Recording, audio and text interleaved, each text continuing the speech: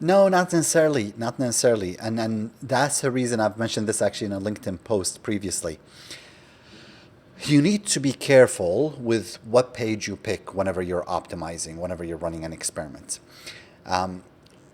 You pick a page that gets very little traffic. And we have one client, for example, they're launching a new product and they didn't drive a lot of traffic to that product page. Although the site gets a couple million visitors a month, that particular product page gets 5,000 visitors. So who cares about the 2 million? What you're optimizing for a much smaller sample size, correct? Only 5,000 visitors. And the conversion rate was like, I think 2.5%. So we managed to increase it to 4%. So they're really excited. And I do the math in my head and I'm like, okay, at 2.5%, 5,000, and this is final conversion. So at 2.5%, you are getting about 100, 125 orders. At 4%, you're getting 200 orders.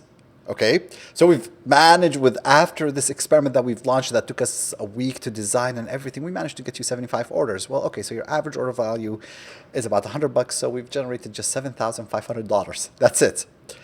They're like, oh, we don't see like a lot of money in our bank, and we don't see an increase in the overall site conversion rate. Of course you don't.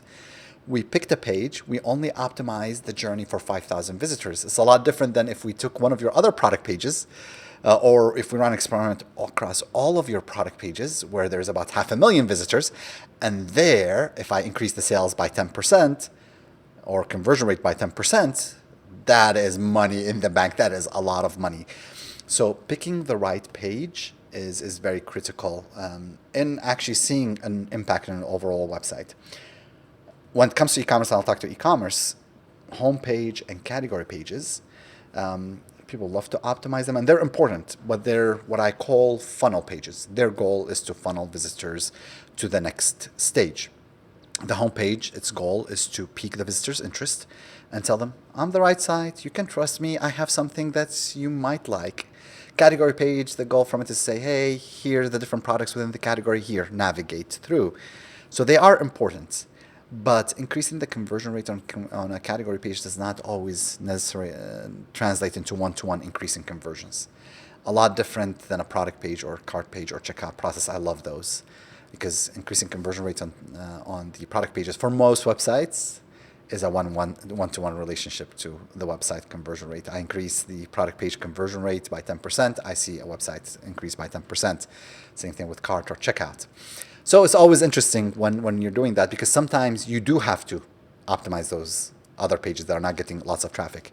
I go back to the example of the product page with 5,000 visitors. It is important to optimize it. You cannot ignore it because there is business value there. But in that case, it's not an optimization decision per se.